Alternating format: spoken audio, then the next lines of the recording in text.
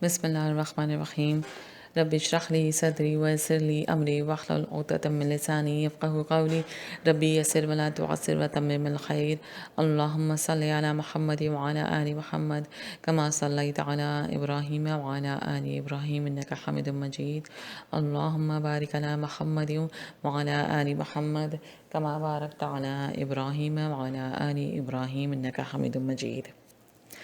انسانی فطرت میں جہاں الفت و محبت کے جذبات رکھے گئے ہیں، وہیں غیرت، غصے اور انتقام کا عنصر بھی سمو دیا گیا ہے۔ اس کا مقصد یہ ہے کہ انسان بے حسی اور بزدلی کی زندگی بسر نہ کرے، اعلیٰ اقدار کی حفاظت کرے۔ اگر ظالم ظلم اور فساد برپا کرے، غریبوں اور ناتوانوں کو ستائے، ان کے جان و مال اور آبرو پر ڈاکہ ڈالے تو اس سے ڈٹ کر لڑائی لڑی جائے تاکہ اللہ کی زمین پر حق اور انصاف کا بول بالا ہو۔ عرب بہادر بھی تھے، لڑاکے بھی تھے، ان میں غیرت کا مادہ بھی تھا، مگر انسان کی گمراہیوں کی داستان عجیب ہے۔ عربوں نے اپنی دلیری اور جنگجوئی کی خوبیاں بھی جہالت کے الاؤ میں جھونک دیں۔ یہ بات ہم سب جانتے ہیں کہ عربوں کا معاشرہ خانہ بدوشوں کا قبائلی معاشرہ تھا۔ وہ تپتے ہوئے صحراؤں کی وسعتوں میں ٹاپتے پھرتے تھے۔ جہاں کہیں پانی کا ذخیرہ اور عمدہ چراگاہ دیکھ لیتے، وہیں ڈیرے ڈال دیتے تھے۔ پھر کوئی دوسرا طاقتور قبیلہ مٹرگشت کرتا ہوا آتا تو پہلے سے قابض لوگوں سے پانی اور چراگاہ چھیننے کے لیے ان پر حملہ کر دیتا، انہیں لوٹ لیتا، مار بھگاتا، ان کی عورتوں اور بچوں کو لونڈی غلام بنا لیتا۔ عرب اسی سرکشی اور لاقانونیت کی فضا میں رہتے تھے۔ وہ قافلے لوٹ لیتے تھے، کوئی غریب تاجر آ جاتا تو اس کا سامان اڑن چھو کر دیتے تھے، تجارتی شاہراہوں پر قبضہ کر لیتے تھے، جھوٹی انا اور غرور سے سرشار رہتے تھے۔ لڑنا بھڑنا اور ظلم ڈھانا ہی ان کا مزاج بن گیا تھا۔ ان کے ہاتھوں کسی بھلے انسان کی عزت محفوظ نہیں تھی۔ وہ معمولی باتوں پر تلواریں سونت لیتے تھے۔ اس معاشرے میں کچھ اچھے اور حساس لوگ بھی تھے۔ وہ اس ظلمت زہر میں جگنوؤں کی طرح چمکتے تھے۔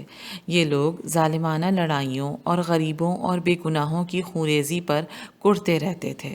یہ چاہتے تھے کہ ظلم اور فساد کا دروازہ بند ہو جائے اور کوئی ستمگر کسی شریف آدمی کو نہ ستائے۔ اس شریفانہ مقصد کے لیے یہ لوگ سر جوڑ کر بیٹھے۔ یہ باب ایسے ہی مہذب افراد کی ایمان افروز روداد ہے۔ اب کیونکہ ہم جنگ فجار کے بارے میں پڑھنے جا رہے ہیں تو تھوڑا سا ہم دیکھ لیتے ہیں کہ فجار کہتے کسے ہیں۔ حرمت والے مہینے اور فجار۔ فجار کا مادہ یعنی روٹ ورڈ فے جیم را فجر یا یفجرو ہے۔ اس سے مراد کسی شخص کا راہ حق و صداقت سے ہٹ جانا ہے۔ ان جنگوں کو فجار اس لیے کہا جاتا ہے کہ یہ حرمت والے مہینوں میں لڑی گئی تھیں۔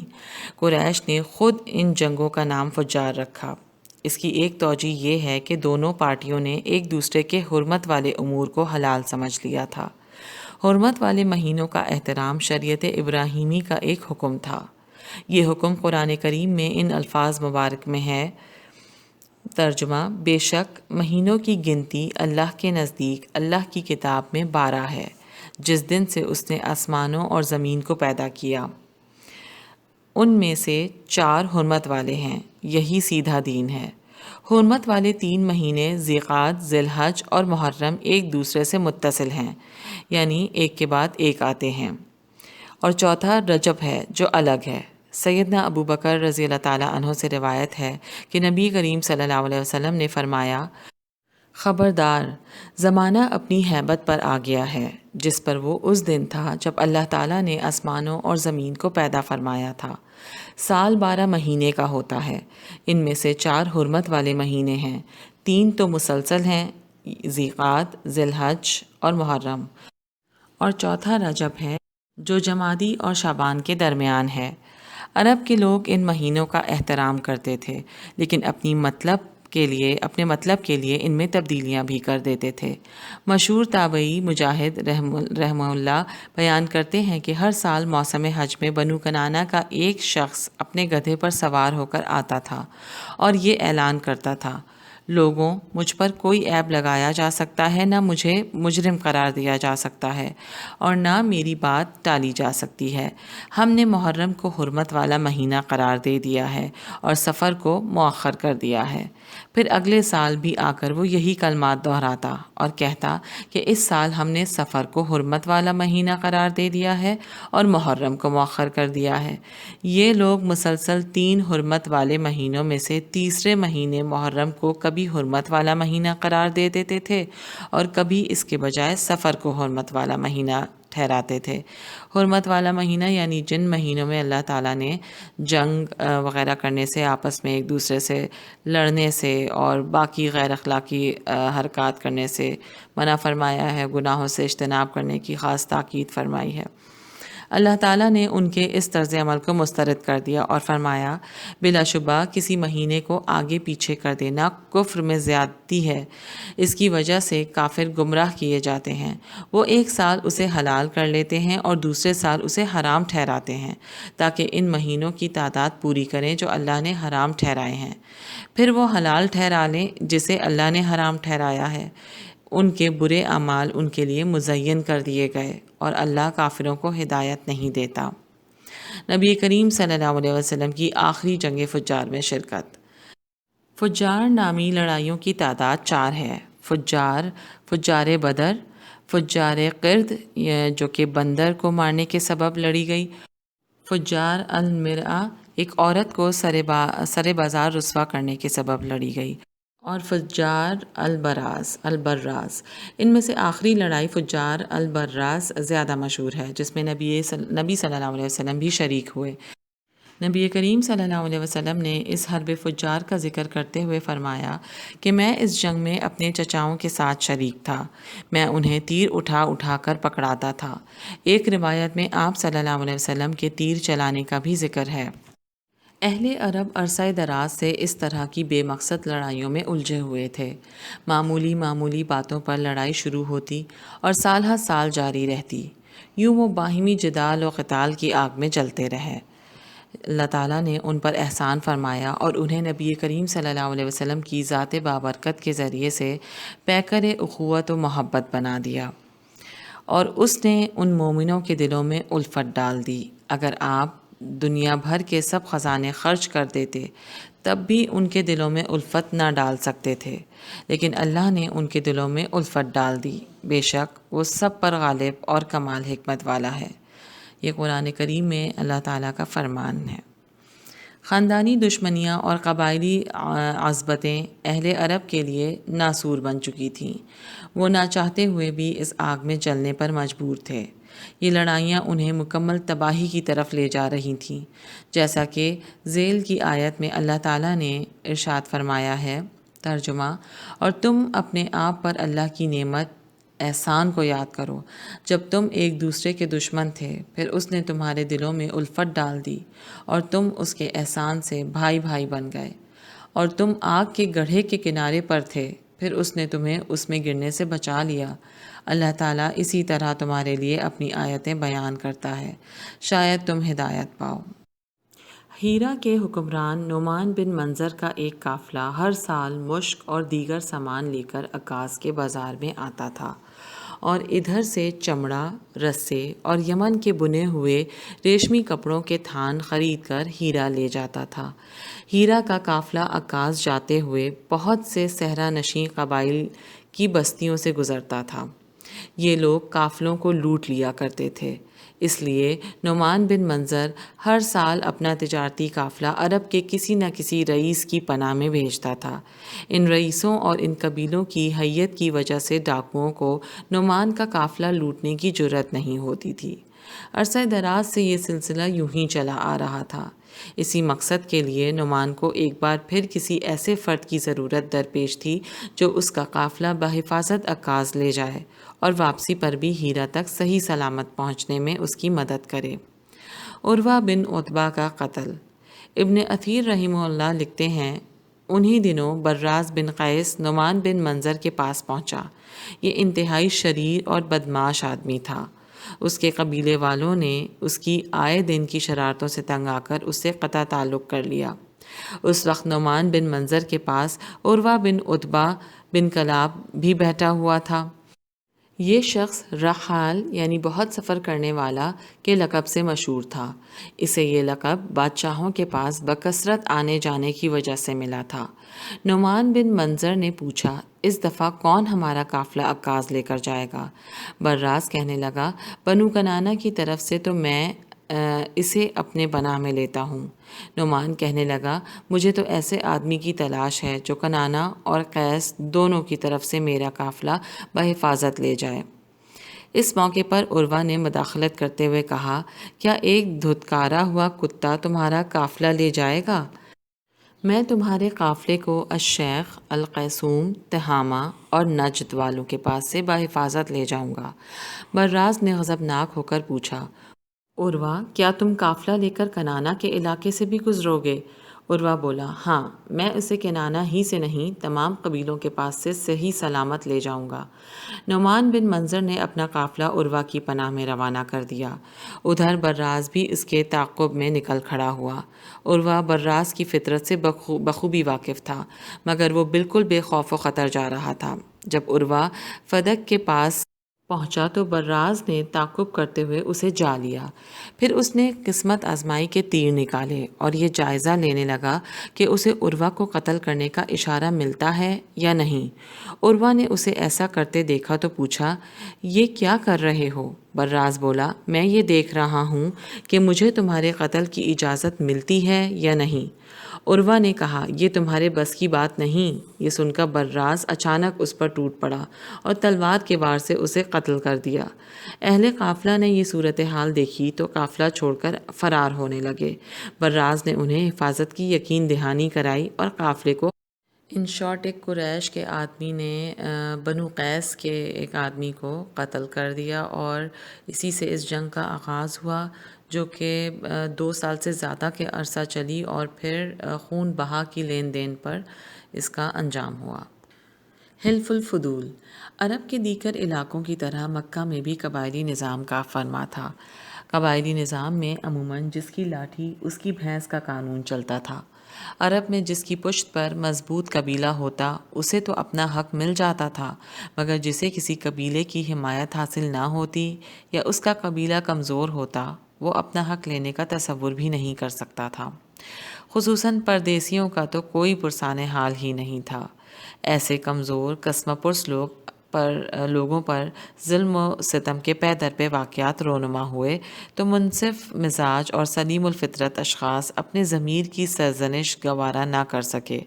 وہ مظلوموں کی حمایت میں اٹھ کھڑے ہوئے۔ ان کی طرف سے دادرسی کی کوششیں ایک تحریک کی شکل اختیار کر گئیں، جو بالآخر حلف الفضول پر ختم ہوئی۔ حلف الفضول حرف فجار کے 4 ماہ بعد طے پایا۔ حرب فجار شعبان میں ہوئی تھی، جبکہ حلف الفضول ذی قعدہ میں ہوا۔ یہ موسط سے 20 سال پہلے کا واقعہ ہے۔ اس وقت رسول اللہ صلی اللہ علیہ وسلم کی عمر 20 سال تھی۔ قریش نے اس معاہدے کا نام حلف الفضول اس لیے رکھا کہ وہ ایک فضیلت والے کام میں شریک ہوئے تھے۔ اس معاہدے میں اللہ کے رسول بھی شریک ہوئے تھے۔ ماضی کی یاد سبھی کو عزیز ہوتی ہے۔ رسول اللہ صلی اللہ علیہ وسلم بھی اپنے عہد ماضی کے اس شریفانہ کارنامے کو بڑی مسرت سے یاد فرماتے تھے۔ ایک دن آپ صلی اللہ علیہ وسلم نے ارشاد فرمایا، میں عبداللہ بن جدعان کے گھر پر ایک معاہدے میں شریک ہوا۔ اگر اب دور اسلام میں بھی مجھے اس کی بنا پر پکارا جائے تو میں لبیک کہوں گا۔ اس معاہدے کے تحت سبھی نے یہ حلف اٹھایا تھا کہ جس کا کوئی حق کسی کے پاس ہوگا وہ حقدار کو لوٹا دیا جائے گا اور کوئی ظالم کسی مظلوم پر غالب نہیں آئے گا۔ اس معاہدے کو حلف المتبین بھی کہتے ہیں۔ نبی کریم صلی اللہ علیہ وسلم نے فرمایا، میں اپنے چچاؤں کے ساتھ حلف المتبین کی تقریب میں گیا تھا۔ یہ میرے لڑکپن کا زمانہ تھا۔ مجھے کوئی سرخ اونٹوں کا ریوڑ بھی دے تو میں وہ عہد توڑنا گوارا نہیں کروں گا۔ بہقی کی روایت میں ہے کہ نبی کریم صلی اللہ علیہ وسلم نے فرمایا، میں حلف المتبین کے سوا قریش کے کسی معاہدے میں شریک نہیں ہوا۔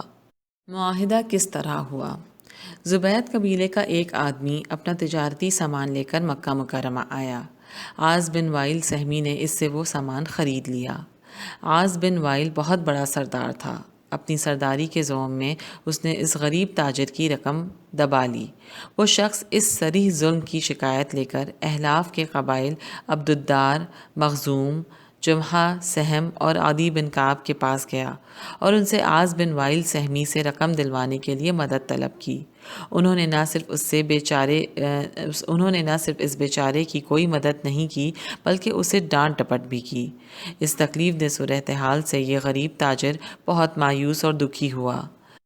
چاروں نہ چار وہ طلوع آفتاب کے وقت ایک جبل یعنی پہاڑ پر چڑھ گیا۔ اس وقت قریش کے لوگ کعبے کے ارد گرد اپنی مجلسوں میں بیٹھے ہوئے تھے۔ اس شخص نے بڑی رقت اور بلند آہنگی سے یہ اشعار پڑھے: اے آل فہر یعنی قریشیوں، اس مظلوم کی مدد کرو جس کا تجارتی مال وادی مکہ میں چھین لیا گیا۔ وہ یہاں غریب الوطن ہے، اپنے عزیز و اقارب سے دور ہے۔ اس نے احرام باندھ رکھا ہے، پراگندہ سر ہے، اس نے ابھی عمرہ بھی پورا نہیں کیا۔ اے حجر اسود اور حجر یعنی حتیم کے مابین تشریف فرما لوگوں، میری مدد کرو۔ عزت و حرمت صرف اسی شخص کی ہے جس کے کام اچھے ہیں۔ دھوکے باز اور بدکار عاص بن وائل کی چادر کی کوئی عزت نہیں۔ یہ دردناک فریاد سن کر زبیر بن عبد المطلب فوراً اٹھ کھڑے ہوئے اور کہنے لگے: کیا اس مظلوم کو بے یار و مددگار چھوڑا جا سکتا ہے؟ اس پر ہاشم، زہرہ اور تیم بن مروہ عبداللہ بن جدعان کے گھر اکٹھے ہوئے۔ انہوں نے آپس میں عہد کیا کہ ہم مظلوم کی مدد کے لیے متحد اور یکجان رہیں گے یہاں تک کہ ظالم مظلوم کا حق ادا کر دے۔ ہم اس معاہدے پر اس وقت تک قائم رہیں گے جب تک سمندر میں پانی کی ایک بوند اور ثبیر و ہرا کے پہاڑوں کا ثبات باقی ہے۔ مزید برآں ہم روزمرہ کے معاملات میں بھی ایک دوسرے کی ڈھارس بندھائیں گے۔ حلف الفضول کا اجتماع کوئی معمولی واقعہ نہ تھا۔ اس دور جاہلیت میں یہ تصور ہی بڑا عجیب تھا کہ ایک طاقتور ظالم سے کسی بے یار و مددگار مظلوم کا نقصان پورا کرایا جائے یا اس کا حق دلایا جائے۔ اس وقت حالت یہ تھی کہ اگر کوئی مظلوم کسی طاقتور قبیلے کا فرد ہوتا یا اس کا قبیلہ انتقام لینے کے لیے سر دھڑ کی بازی لگانے کو تیار ہو جاتا تب وہ ظالم سے اپنا حق لے سکتا تھا، ورنہ اس کا حق تلف ہو جاتا تھا۔ اسی طرح اس مقتول کا خون بھی رائے گا چلا جاتا تھا جس کا قبیلہ طاقتور نہ ہوتا یا وہ سر دھڑ کی بازی لگانے پر تل نہ جاتا۔ کوئی کمزور حقدار حق تلفی کرنے والے ظالم سے اپنا حق لینے کا تصور ہی نہیں کر سکتا تھا۔ وہ لوگ اس ناانصافی کو ایک فطری بات سمجھتے تھے کہ طاقتور ظالم سے اپنا حق وصول نہیں کیا جا سکتا۔ اس فضا میں حلف الفضول ایسا مینارۂ نور بن گیا کہ جس کی روشنی میں مظلوم کی داد رسی کے لیے اجتماعی قدم اٹھانا شرف و سعادت سمجھا جانے لگا، اور اس دور کے بہت سے مظلوم اس معاہدے کے زیر اثر اپنا حق پانے میں کامیاب ہوئے۔ حلف الفضول کے مفید اثرات و نتائج۔ ایک قبیلے کا ایک شخص حج یا عمرہ ادا کرنے آیا۔ اس کے ساتھ اس کی حسین و جمیل بیٹی بھی تھی۔ نبیہ بن حجاج نے اسے اغوا کر کے غائب کر دیا۔ وہ فریاد کرنے لگا کہ مجھے اس شخص کے ظلم سے کون بچائے گا؟ کسی نے اسے بتایا کہ حلف الفضول کا حوالہ دے کر مدد طلب کرو، تمہاری داد رسی ضرور ہوگی۔ اس نے حلف الفضول کا حوالہ دے کر فریاد کی تو ہر طرف سے لوگ مسلح ہو کر اس کی مدد کے لیے پہنچ گئے۔ انہوں نے پوچھا: بتاؤ کیا معاملہ ہے؟ اس نے بتایا کہ فلاں شخص نے میری بیٹی کو اغوا کر کے اپنے گھر میں بند کر دیا ہے، میری بیٹی کو اس کے چنگل سے چھڑایا جائے۔ وہ سب اس کے ساتھ چل دیے۔ نبیہ کے دروازے پر دستک دی، وہ باہر نکلا تو ان لوگوں نے کہا: اس کی بیٹی فوراً اس کے حوالے کر دو۔ تمہیں پتہ نہیں کہ ہم کون ہیں اور ہم نے کس بات پر معاہدہ کر رکھا ہے۔ وہ کہنے لگا: میں اسے واپس کر دوں گا، بس ایک رات اسے میرے پاس رہنے دو۔ لوگوں نے کہا: واللہ ہم تمہیں ایک لمحے کی بھی اجازت نہیں دیں گے۔ مجبوراً نبیہ کو لوگوں کے اجتماعی مطالبے کے آگے سر تسلیم خم کرنا پڑا اور اس نے مغویہ کو رہا کر دیا۔ آج کی ریڈنگ یہیں تک روکتے ہیں۔ وآخر دعوانا ان الحمد للہ رب العالمین۔ ربنا تقبل منا انک انت السمیع العلیم وتب علینا انک انت التواب الرحیم۔ اللہم صلی علی محمد وعلی آل محمد کما صلیت علی ابراہیم وعلی آل ابراہیم انک حمید مجید۔ اللہم بارک علی محمد وعلی آل محمد کما بارکت علی ابراہیم وعلی آل ابراہیم انک حمید مجید۔ السلام علیکم ورحمۃ اللہ وبرکاتہ۔